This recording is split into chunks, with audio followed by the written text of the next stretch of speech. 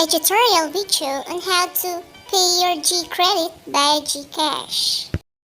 Hi guys! In this video, tuturuan ko po kayo kung paano natin babayaran ang ating Gcredit. So, ito po yung in-explain ko ilang weeks ago. Kung paano po tayo pwede palang umutang sa Gcredit. So, ang gagawin po natin ngayon is to pay. Mabayaran na po natin ang hiniram po natin sa Gcredit. So, ito po ang process. I-click ang Gcash.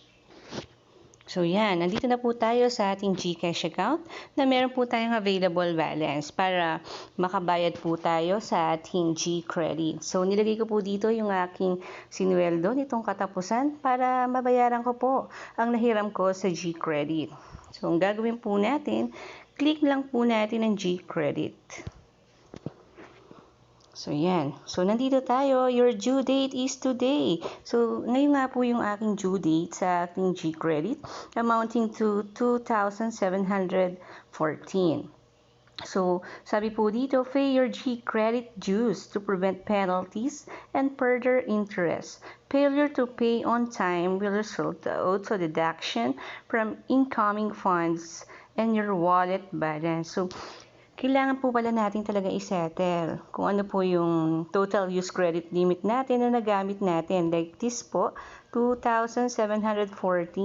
So, pag binayaran mo yan ng 1,000, so magkakaroon ka pa po ng balance na 1,714. Ang mangyayari, once na ikaw ay nag-cash in, doon ibabawas ni Gcash ang iyong due account. Yan. So, nakalagay dito, meron pa po akong credit limit na 286. Total credit limit ko is 3,000. So, nakikita niyo po sa screen ang my billing details. So, nakalagay po dito, ginamit ko siya ng September 18, 2021 to October 17, 2021.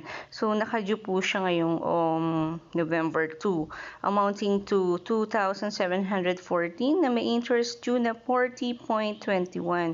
So, wala na pa naman po tayong penalty kasi babayaran naman po natin. So, nakalagay po dito, any interest incurred will reflect on your billing date. Paid for Gcredit. So, nandito may sa baba, makikita rin naman natin dito yung mga credit transaction history, online payment settings, and ito ang ating GSCORE, account number, and interest rate na 5% in 30 days. So, yan. So, nandito na tayo. May laman na po ang ating Gcash account.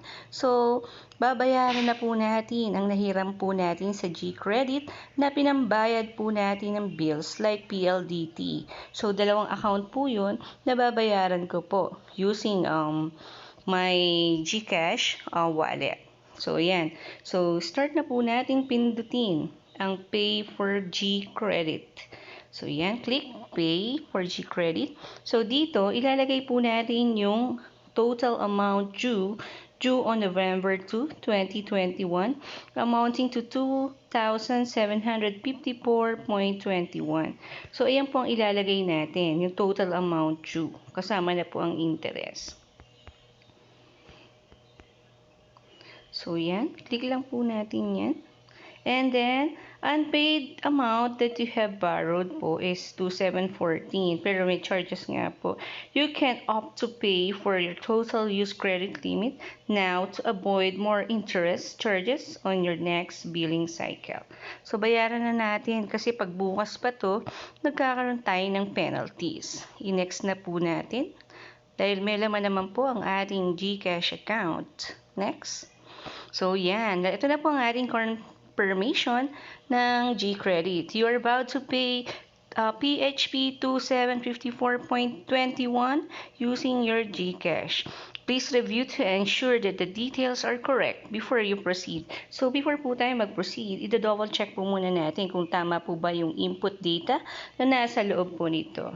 So, click confirm. So, processing. So, yan.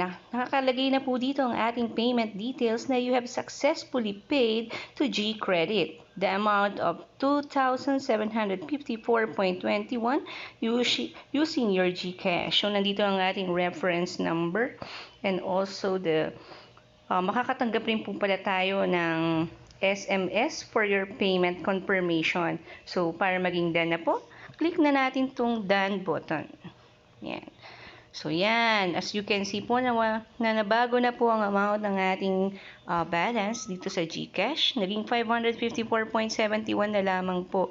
So, ganun lamang po kasimple gamitin ng Gcredit payment. So, pagka ikaw talaga ay umutang, babayaran mo po agad kasi para to avoid the charges and penalties. I'm done po. I hope po na nagustuhan niyo po ang another tutorial video ko dito sa aking Gcash series. I hope po na may naintindihan and may apply niyo po ito sa inyo. Using your Gcash account effectively. So, thank you for watching po and don't forget to like and subscribe. Thank you for watching. Have a good day.